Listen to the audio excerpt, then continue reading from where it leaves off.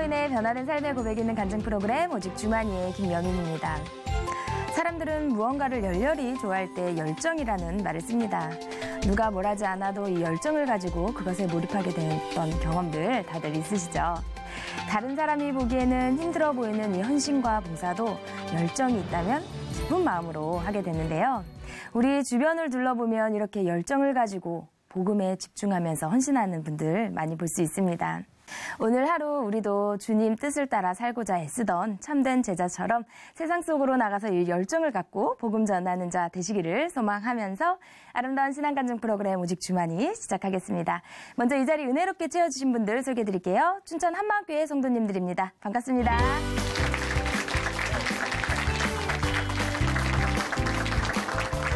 네, 오늘 오직 주만이에서 소개해드릴 첫 번째 출연자는요. 모태신앙이지만 하나님에 대해서 잘 알지 못했다고 해요. 그래서 내 기분이나 상황에 따라서 하나님을 믿다가 말다가 이렇게 하던 중에 부활의 주님을 만나서 이 풍성한 삶을 누리며 살게 된 이야기 전해주신다고 합니다. 모셔서 들어보도록 하겠습니다. 춘천 한마음교회 최다혜 자매님 박수로 모시겠습니다.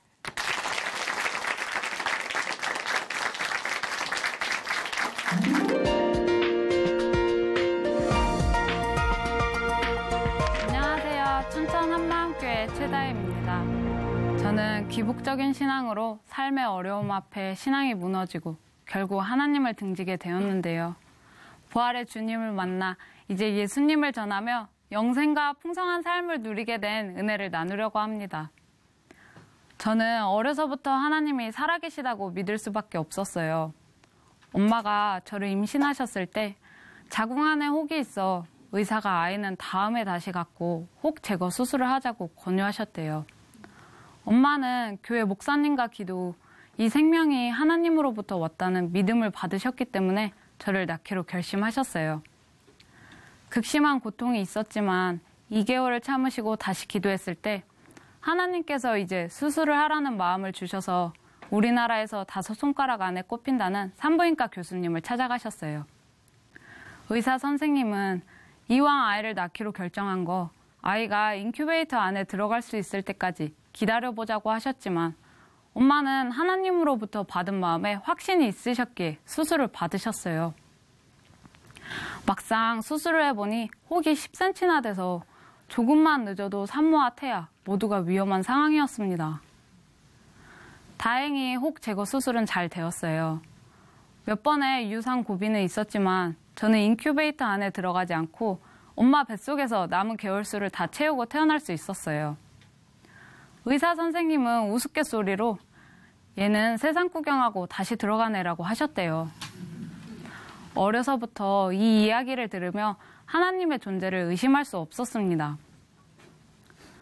그러나 하나님에 대해 잘 알지 못했던 저는 진짜 사람을 만나듯 하나님을 만나고 싶었어요. 구약을 보면 모세나 아브라함이 하나님을 직접적으로 경험하듯 저도 추상적인 하나님이 아닌 내 옆에 정말 와주시는 하나님으로 뵙고 싶었습니다. 제자들이 예수님 바로 옆에서 지냈으면서도 배신하는 걸 보면 이해가 되지 않았어요. 내가 만일 제자들이었다면 절대 안 그럴 거라 확신했습니다. 비록 성경은 어렵게 느껴졌지만 끊임없이 묵상하며 하나님을 알고자 노력했어요. 어느 날 아빠 사업이 부도가 나고 부모님은 신앙훈련을 받기로 결정하여 가족 모두가 함께 훈련을 받게 되었는데요. 훈련이 끝나고 안정적인 수입원이 없던 저희 가족은 경제적인 어려움에 늘 시달리게 되었어요. 이런 어려움도 하나님이 우리 가정을 가르치시는 길이라 생각하며 늘 하나님 은혜 안에 거하기 위해 엄마를 따라 집회와 예배, 선교훈련을 참석했어요. 근본적인 가난과 가정의 화목은 해결되지 않았지만 은혜로 하루하루를 버텨내듯 살았습니다. 가정의 경제 상황은 극에 달해 살고 있던 집에서 마저 나오게 되었는데요. 집이 마련될 때까지 저희 가족은 친인척 집으로 흩어져 지내게 되었어요. 이때 하나님을 원망하게 되고 화가 났습니다. 우리 가족이 하나님을 믿지 않는 가정보다 더 비참하게 지금 살고 있는데 너무하신 것 아니냐고. 우리가 아무리 하나님 뜻을 잘못 헤아려서 잘못 가고 있다지만 이렇게까지 궁지에 몰아넣으시고 방관하셔도 되는 거냐며 원망했어요. 이제 내 인생 내가 알아서 살겠다고 그렇게 하나님께 등을 돌렸습니다. 이런 저의 상태를 아신 엄마는 교회나 집회에 저를 억지로 끌고 가려 하셨지만 저는 은혜 받지 않으려고 안간힘을 썼어요. 말씀을 듣다가 찬양을 부르다가 눈물이라도 나려고 하면 정신 차려 최다해. 여기서 은혜 받으면 우리 집은 끝나는 거야. 하며 은혜는 곧 패가망신이라는 문장을 마음에 새겼습니다. 그리고 제가 철저히 주인이 되어 인생을 계획하고 아르바이트를 하며 경제적인 문제를 해결하려 했어요. 대학교 때 저는 고모의 도움으로 자취생활을 할 수 있었는데요. 부모님께 생활비를 요구하는 것이 어려웠을 때 친구들이 영양사 선생님께 교회를 안 다닌다고 성경 말씀 몇 분만 들으면 학식을 공짜로 먹을 수 있다고 하는 거예요. 망설여졌지만 결국 같이 갔습니다. 말씀을 나누시던 선생님이 저에게 학생은 교회에 나간 적 있어요? 물어보시는데 20년을 넘게 교회를 다니고 하나님을 믿던 제가 아니요? 라고 대답했어요. 처음엔 죄책감으로 마음이 무거웠지만 나중에는 오히려 이거 보셨죠? 저 이렇게 할 수 있는 사람이에요. 충분히 하나님을 떠나 살 수 있습니다. 하며 더 강팍하게 굴었어요. 내가 알아서 잘 살겠다고 했지만 보이지 않는 성취를 위해 해야 할 건 너무나 많고 내 능력은 한없이 모자라 마음이 정말 힘들었어요. 삶에 대한 의욕이 생기지 않아 늘 무기력해 있었는데요. 이런 저에게 엄마는 교회 다시 가자고 권하셨지만 우리 가족 잘 되기 전까진 교회 안 간다고 말하며 거절했어요. 엄마는 계속 설득하셨고 저는 마지못해 교회에 가게 되었습니다. 그렇게 간 교회에서 하나님의 사랑을 알게 되니까 몇 년간 쌓여있던 원망과 오해가 자연스럽게 풀리고 다시 하나님에 대해 알고 싶은 마음이 간절해지더라고요. 차츰 아빠에게도 일이 생겨 주거지가 춘천에 마련되었고 이전과는 다른 생활을 하게 되었어요. 얼마 후 저도 춘천에서 직장 생활을 할 수 있었는데요. 상사에게 인정을 받으며 열심히 일하던 어느 날 제가 감당할 수 없는 큰 실수를 하고 말았어요.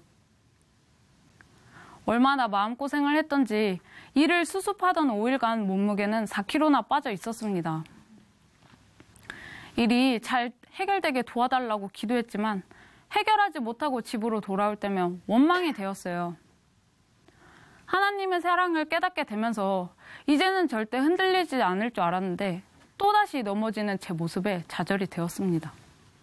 예전에는 예수님을 떠난 제자들이 이해가 되지 않더니 이제는 목숨을 걸고 예수님을 증거하는 제자들이 이해가 되지 않더라고요.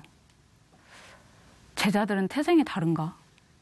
저들은 하나님이 태어날 때부터 저렇게 창조하셨나? 저도 온 마음을 다해 하나님을 사랑하게 되고 흔들리지 않는 믿음이 생기길 원했어요. 춘천 한마음교회에 처음 간 날 부활하신 예수님에 대한 말씀을 하시는데 그건 이미 나도 알고 있다는 생각에 말씀이 와닿지 않았어요.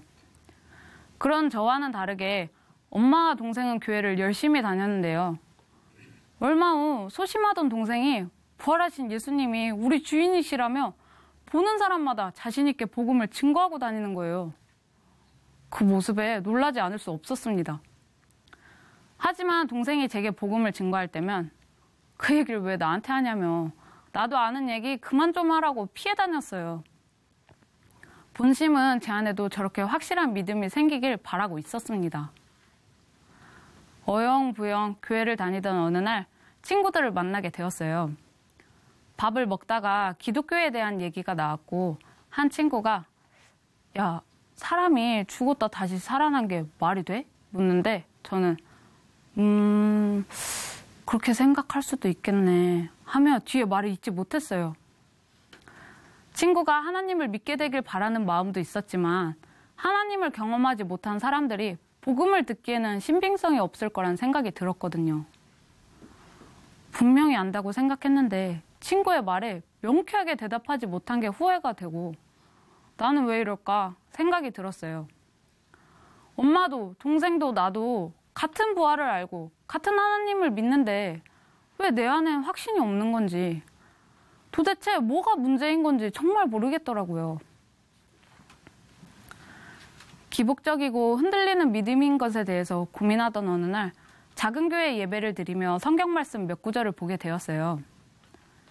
예수께서 가라사대 내가 곧 길이요 진리요 생명이니 나로 말미암지 않고는 아버지께로 올 자가 없느니라. 그리스도께서 다시 사신 것이 없으면 너희의 믿음도 헛되고 너희가 여전히 죄 가운데 있을 것이요. 그런데 저는 이 말씀이 마치 제가 하나님을 믿지 않았다고 하는 것 같았어요. 부활하신 예수님이 선명하지 않았고 믿음이 흔들렸던 것은 인정하는데 믿지 않았다는 것은 도저히 인정이 되지 않더라고요. 믿는다는 것이 뭔지, 난 누구에게 무엇을 하고 있었다는 건지, 내가 여태 하나님이라고 부르던 분은 누구인지. 저는 이 고민이 너무 힘들고 도저히 내 힘으로 지식으로 해결될 일이 아닌 것 같았어요. 이전에 목사님께서 우리가 하나님을 믿을 수 있는 건 성령님이 도와주시기 때문이라고 하셨던 말씀이 생각났어요. 그래서 성령님께 간절히 의뢰하게 되었습니다. 성령님, 제가 하나님 믿기 원합니다. 마음이 너무 힘들고 괴롭습니다. 하지만 정말 하나님 믿기 원합니다. 도와주세요. 저는 괴로운 심정으로 다음날 주일 예배에 참석했어요. 주일 예배 가운데 사도행전을 건너뛴 시대에 대한 말씀을 듣는데 초점이 부활하신 예수님으로 향해지기 시작했어요. 예수님 부활하신 것은 정말 이 땅에 일어난 일이다.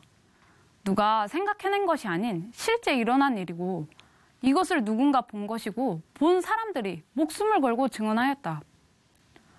사람은 죽었다 다시 살 수 없다. 영원히 사는 것도 할 수 없다. 하나님만 가능하다. 하나님만. 부활한 사람 예수는 하나님이 맞다. 죽음을 이기고 영원히 사신 예수님이 성자 하나님이신 것이다. 부활하신 예수님 앞에 서게 되니 예수님 부활하신 것이 나를 위한 것이었다는 것을 알게 되었어요. 예수님 다시 사신 것은 나와 무관한 것이 아니었어요. 교리적으로 알고 있던 그 부활이 제게 실제 사건이 되면서 그분이 나를 위해 부활하신 것이 확실해지고 하나님을 앞에 두고도 믿지 않았던, 주인을 앞에 두고도 주인으로 믿지 않았던 저의 제가 분명한 것이 드러났어요. 그리고 점심시간에 한 목사님과 말씀 교제를 나누게 되었는데요. 바리새인이 하나님을 믿었던 사람이냐고 물어보시는데 저는 당연히 믿었던 사람이라고 대답했어요. 목사님께서는 맞다고, 바리새인이 보통 믿은 것이 아니라고, 율법을 다 지키며 얼마나 잘 믿었던 사람이냐고. 그런데 예수님께서는 뭐라고 하셨냐고 물어보시는데 저는 마음이 무너졌어요. 저는 하나님께 회개했어요. 바리새인이 저의 모습이었습니다. 바리새인도 하나님을 믿는다고 했지만 예수님께서는 독사의 자식이라고 하셨어요. 그들이 믿지 않는다고 그들이 믿는 분이 말씀하시는데 내가 믿는다는 분이 믿음이 아니라고 하시는데 내가 믿었다는 주장이 무슨 소용이 있냐는 생각이 들었습니다. 제가 정말 바리새인이었습니다. 부활하신 예수님을 믿지 않으면서도 내 생각대로 하나님을 믿어온 제 신앙은 신념이었어요. 부활을 보고도 하나님으로 믿지 않았어요. 하나님이신 확실한 증거가 있는데도 증거 없는 제 신념을 오히려 더 진짜라고 믿었어요. 그렇기 때문에 삶에서 어려움이 있을 때마다 하나님을 원망하게 되고 제 믿음이 흔들렸던 것이었어요. 제가 예수님 믿지 않는 죄를 짓고 있었습니다. 하나님, 죄송합니다. 정말 죄송합니다. 저를 위해 십자가에서 죽으신 예수님이 누구신진 관심도 없으면서 나를 위해 은혜를 구하고 나를 위해 기도하며 오로지 내가 주인 되어 하나님 앞에 나아갔던 죄를 용서해 주세요. 하나님은 다 주시면서 딱 하나, 이 누추하고 보잘것없는 마음 하나 원하셨는데 저는 그동안 다 드릴 것처럼 해놓고 정작 제 마음을 움켜쥐고 있었어요. 바리새인처럼 제가 주인 되어 예수님을 무시하고 오로지 내 생각이 맞다며 부활의 주님을 외면했다. 저의 죄를 용서해 주세요.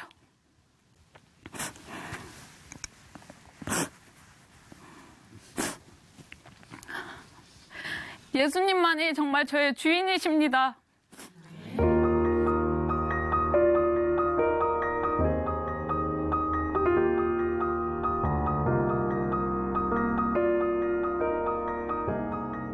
지금까지의 신앙생활이 헛되다는 충격보다 진정으로 예수님을 주인으로 믿게 된 것이 감격스럽고 마음을 다해 그분을 뜻대로 따를 수 있게 되니 감사했어요. 부활하신 예수님을 만나고 보니 제자들에게 있었던 믿음은 태생과 상관없는 것이었어요. 부활을 통해 영원한 생명을 확실히 보게 되었기 때문에 죽음을 두려워하지 않고 복음을 전할 수 있었던 것이었어요. 저는 신앙생활하면서 전도가 가장 어려웠는데요. 다신 볼 일 없는 외국인들에게는 할 수 있겠는데 주위 사람들에게는 용기가 나지 않아 못하겠더라고요. 그러나 부활의 증거를 통해 살아계신 예수님과 말씀들이 확증되면서 저 또한 제자들과 같은 확신과 담대함이 생겼습니다. 저로선 있을 수 없는 일이었어요. 저는 할머니가 갑자기 돌아가신 일로 마음이 너무 힘들었는데요. 평소 건강이 좋지 않으셨던 할머니에게 복음을 전해드리고 싶었지만 전하지 못하고 있었거든요. 다른 가족분들이 할머니에게 복음을 전했을 때 너가 봤냐? 그걸 어떻게 믿냐? 단호하게 반응하시는 것을 보며 더 전하지 못하고 있었어요. 이러다가 할머니가 그냥 돌아가실까 봐 불안하면서도 복음을 전하지 못하는 제 모습이 너무 답답했어요. 할머니가 돌아가시기 얼마 전 동생과 교회 지체분이 복음을 전해드렸는데요. 의식 없이 숨만 헐떡이시는 상황이었지만 소리를 내시며 반응하셨고 얼마 후 할머니는 돌아가셨습니다. 사랑하는 할머니가 숨을 거두시는 상황 속에서도 복음을 전하지 못한 이 일을 두고두고 생각하면서 제 자신을 자책하며 괴로워했는데요. 이제는 두려워하지 않고 확신 있게 복음을 전하게 되었습니다. 할머니가 돌아가신 뒤 할아버지도 많이 힘들어하셨어요. 저는 그런 할아버지에게 할머니가 돌아가시는 것을 보며 이 땅이 다가 아니고 죽음 후에 영원한 곳에 갈 수 있다는 것이 얼마나 감사한 일인지, 이게 우리 삶에 얼마나 큰 의미인지 느끼게 되었다고 말씀드렸어요. 그리고 영원한 나라는 부활하신 예수님으로 인해 확실히 보게 되는 것이라고 전해드렸습니다. 저는 지금 교회 언니와 특수학교에서 동아리 예배를 드리고 있어요. 장애가 있는 아이들이라 매주 상황극을 통해 쉽게 복음을 전하고 있는데요. 이전에는 이런 활동이 너무 부담스러워서 안 했을 거예요. 그러나 이제는 천하보다 귀한 아이들의 영혼이 먼저 보이니까 부담감을 뛰어넘어 기쁘게 전하고 있습니다. 낯가림이 심한 제가 많은 아이들 앞에서 말씀을 확실히 전하게 되었어요. 마귀가 생각을 넣을 땐 이렇게 싸워야 해. 예수님 부활하셨어. 옛 사람은 죽었어. 나는 새 피조물이야. 아멘. 저는 이렇게 아이들 마음에 말씀을 심어주고 있습니다. 예수님 부활은 하나님을 등졌던 저를 부활의 증인으로 세워주었습니다. 예수님 부활은 이 땅에서 사라질 것으로 채우려던 삶에서 영원한 것으로 채우는 진짜 풍성한 삶을 살겠습니다. 이 세상 끝날까지 담대하게 살아계신 예수님을 증거하며 영원한 곳을 향해 달려가는 부활의 증인의 삶을 살겠습니다. 예수는 나의 주. 감사합니다.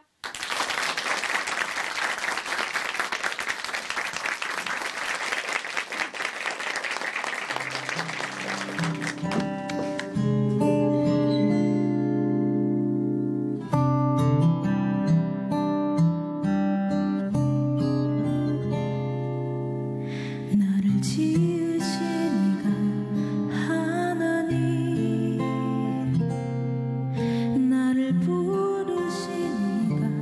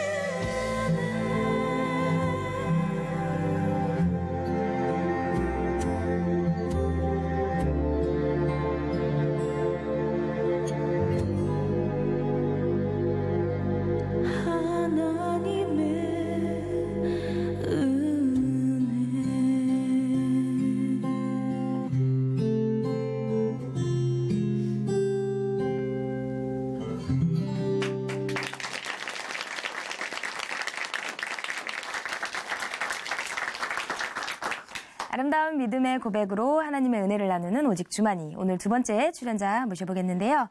이분은 여리고 소심한 성격 탓에요. 사람들 앞에서 이렇게 당당히 나서지도 못하고 억울한 일이 있어도 제대로 항변 한 번을 못하셨다고 합니다. 끝내는 방황하는 삶을 살다가 누님의 간곡한 기도로 예수님을 만나셨다고 하는데요. 이제는 교도소에서 수용자들에게 이 복음을 전하는 사명자의 삶을 살고 계시다고 합니다. 어떤 이야기인지 자세히 들어보도록 하겠습니다. 춘천 한마음교회 김호정 형제님 박수로 모시겠습니다.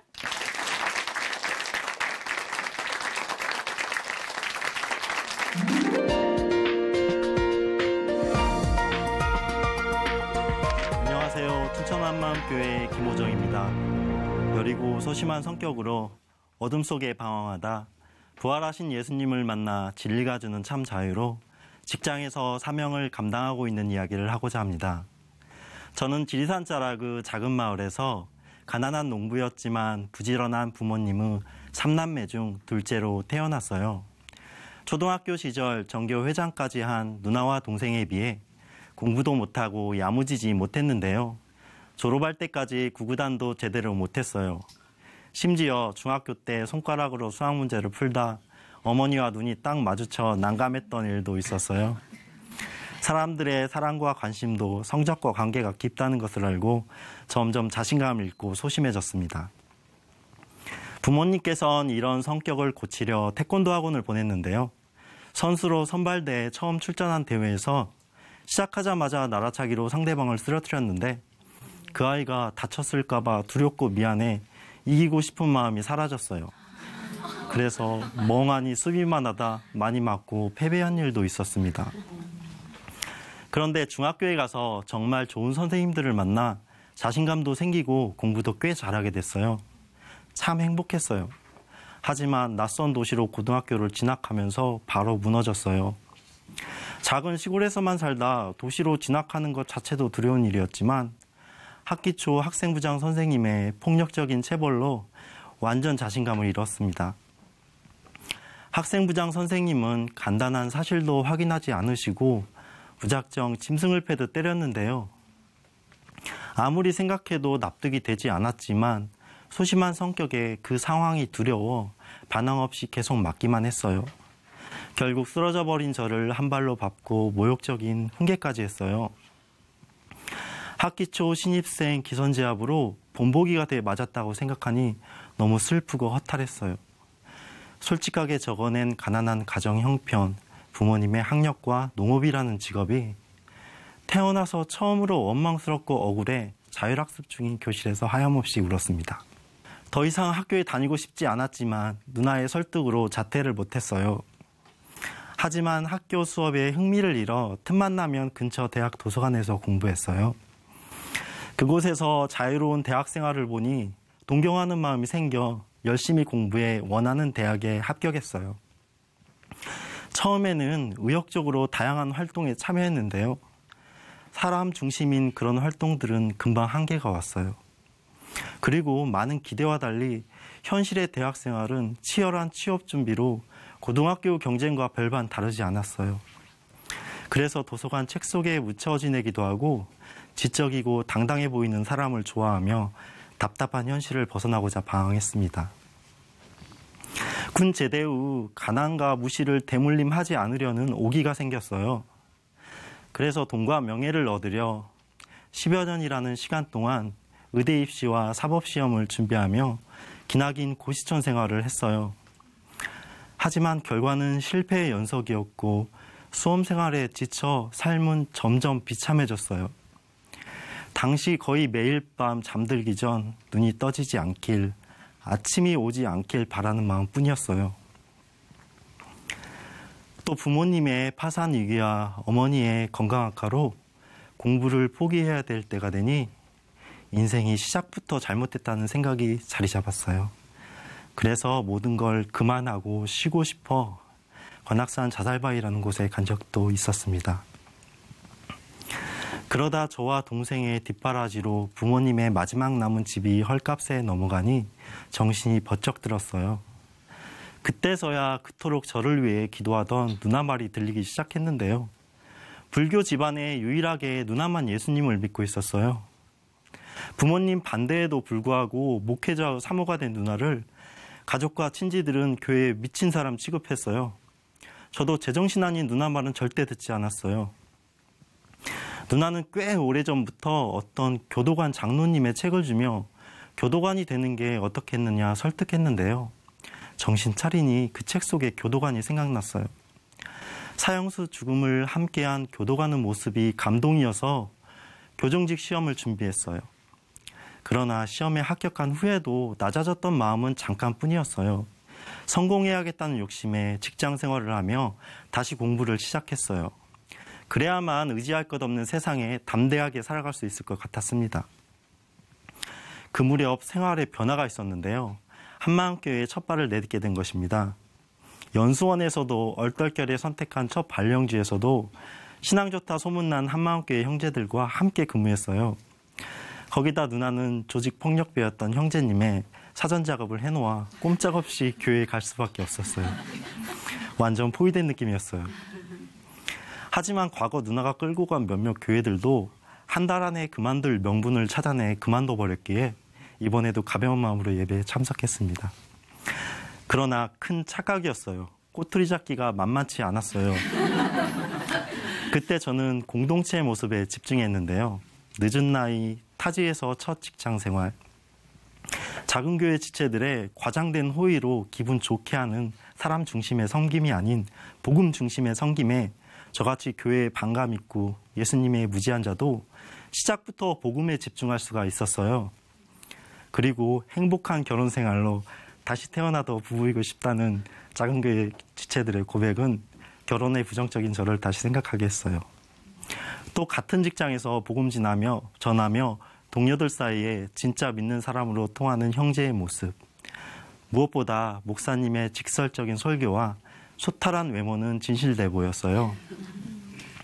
외형적인 성장에 관심 없이 왜 사람이 변하지 않을까라는 근본적인 것을 고뇌하신 목사님의 삶에서 예수님 부활이 신하나 꾸며낸 이야기가 아닌 실제일 수 있겠구나라는 생각을 했습니다.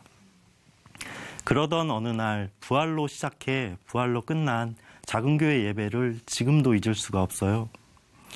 그동안 부활을 예수님이 보여주신 수많은 기적들과 같은 무게로만 생각했는데요.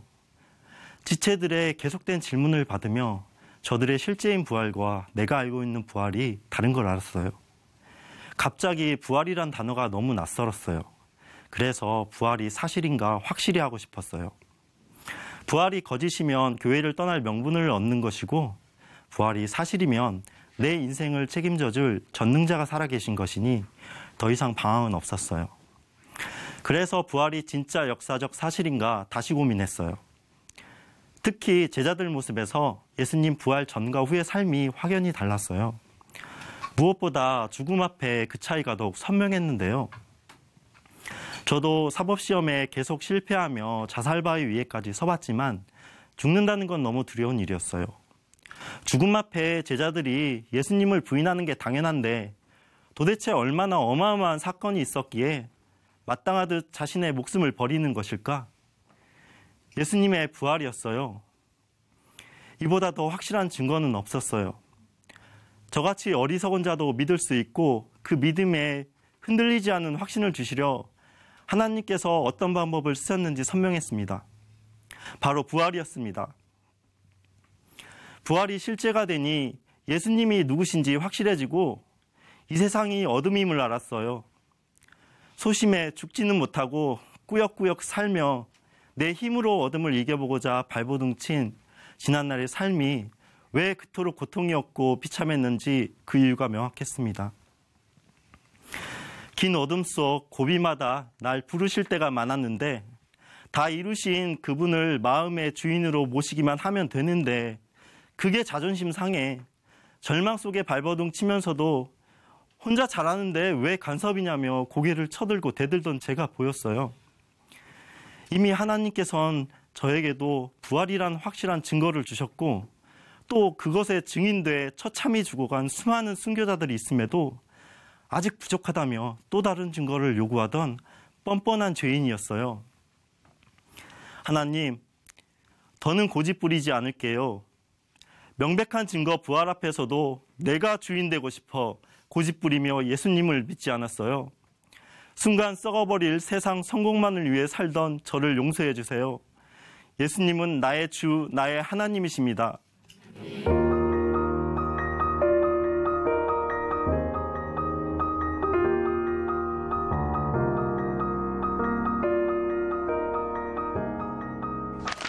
어둠에 갇힌 나에게 가장 쉬운 방법인 예수님 십자가와 부활이 하나님께는 가장 고통스러운 방법임을 알게 되니 죽기까지 우리를 사랑하신 하나님 마음을 알게 됐어요.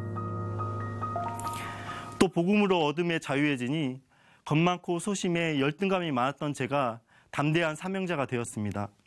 예수님 주대심이 확실하지 않을 때 교도관이란 직업은 단순히 돈 벌고 공부를 위한 수단이자 세상 두려움을 극복하기 위한 도구였어요.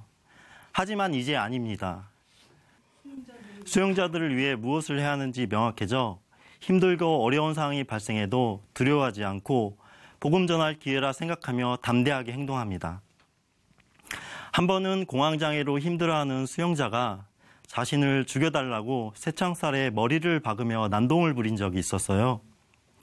예수님 만나기 전이면 겁이 났겠지만 두려워하지 않고 복음 전할 기회로 생각했어요. 어둠에 눌려 힘겹게 살아왔을 그 삶에서 저의 과거가 보여 마음이 더 뜨거웠어요. 눈물 콧물이 범벅이 된 얼굴을 손으로 감싸며 하소연을 들어주자 진정됐고 결국 담대하게 복음을 전할 수 있었습니다. 저는 수용자들이 교도소에 다시 들어오지 않게 하려고 엄격하게 규율을 적용했어요. 험상궂은 중범죄자뿐 아니라 출소를 몇 시간 남겨두지 않은 수용자까지 타협 없이 엄격한 저에게 동료들은 야, 네가 그런다고 저들이 변할 것 같아? 나도 신입 때 해봤는데 쉽지 않더라. 적당히 해. 라고 조언하지만 저는 씩 웃으며 담대하게 수용자들을 피하지 않고 부딪힙니다. 그러다 보니 위협을 가하는 수용자들도 있어요. 하지만 쉽사리 그들을 포기하지 않으면 서로 마음이 통해 아픔과 잘못을 고백하게 됩니다. 저는 특히 어린 수용자들의 사소한 규율 위반에 엄격한데요. 대부분 이들은 큰 상처로 세상에 불신이 많아 자기 자신 외에는 잘 믿으려 하지 않아요. 그래서 이들과 가까워지려 생활 속의 작은 규율 위반에도 엄격하게 지적하며 납득하도록 잘 설명해주고 정당한 항변에 귀 기울이며 안면을 트게 됩니다. 또 큰 잘못을 하여 징벌을 받을 때는 따뜻한 말투로 건강 조심하라는 말만 합니다. 결국 그 진심이 통했는지 평소 왜 이렇게 간섭하냐는 투로 불만이 많던 한 어린 수용자는 혼이나 울고 나서 세수하고 오더니 알았다, 친형처럼 한다 라며 다음에도 잘못하면 또 이렇게 혼내달라 했어요. 또 한 번은 쌀쌀한 날씨 자전거로 출근하는 길이었어요. 맞이해주는 가족이 없어 양손에 무거운 짐을 들고 출소하는 어린 수용자와 딱 마주쳤는데요. 많이 혼낸 수용자라 얼굴을 찡그릴 줄 알았는데 밖에서 보니 이상해요. 한번 안아봐도 돼요? 라고 물었어요. 마침 찬양을 듣고 있던 중이라 이어폰 하나를 끼워주며 다시 만나지 말자. 다시 보게 되면 더 혼낸다 라며 안아주었어요. 교회 가겠다는 약속을 받고 헤어졌습니다. 또 기억에 남는 수용자는 국민일보에 연재된 간증을 통해 복음을 접하던 남자분이셨어요. 그분의 아픈 과거를 잘 들어주며 회개하고 부활하신 예수님을 주인으로 믿는 것만이 모든 문제의 해결 책임을 말해주고 교회에 책자를 넣어줬어요. 그분은 그 책을 가지고 수용자들과 성경 공부했어요. 함께 성경 공부한 수용자 중에 눈물로 자신의 죄를 회개하며 예수님을 믿게 된 사람도 있었어요. 자신의 억울함만을 호소하는 수용자가 대부분인 교도소에서 이런 모습을 직접 보니 정말 기뻤습니다. 어느 날 늦은 밤 엄격한 나에게 불만을 품은 한 수용자가 난동을 부리며 교도관 하는 것도 자랑이다, 자랑이야 라며 시비를 걸었어요. 아무렇가는 상처를 긁어내는 말 같았어요. 순간의 망설임 없이 힘있는 목소리로 자랑스럽다 대답하자 오히려 그 수용자가 당황했어요. 자랑스럽다는 말은 제 진심이었습니다. 예수님 만나기 전 겁 많고 소심해 열등감이 많았어요. 그것을 극복하려 끊임없이 방황하며 발버둥치다 실패만 하던 사람이었는데 이제는 자랑스럽다 대답할 수 있을 만큼 예수님 안에 진리가 주는 자유로 담대하고 행복한 사람이 되었습니다. 세상에서 가장 어두워 보이는 높은 담장 안에도 살아계신 예수님이 함께 하시니 담대하게 복음을 외칠 수 있어요. 이제 나는 죽었고 예수님이 주인데 모든 걸 주관하십니다. 나와 타인에 대한 판단 정죄, 거기에서 오는 열등감과 우월감은 더 이상 없어요. 나는 예수님을 주인으로 모신 그리스도인이니까요. 어둠 속 창살 안에 갇힌 수용자들이 예수님 안에 진리가 주는 자유로 진정한 하늘 가족이 되는 그날까지 담대하게 표대만 보고 달려가겠습니다. 감사합니다.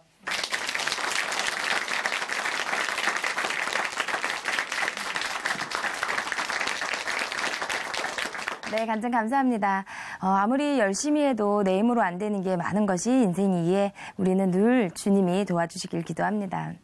세상에서 가장 어두워 보이는 이 높은 담장 안에도 주님이 함께 하실 것을 믿으며 이 복음의 역사를 증거하시는 우리 형제님께 다시 한번 큰 박수 보내드리겠습니다. 네.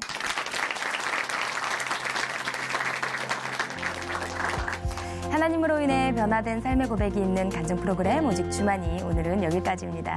지금까지 함께해 주신 춘천 한마음교회 성도님들 그리고 시청자 여러분 감사드립니다. 오늘도 우리 주인 되신 예수님과 동행하는 멋진 하루 보내세요. 감사합니다.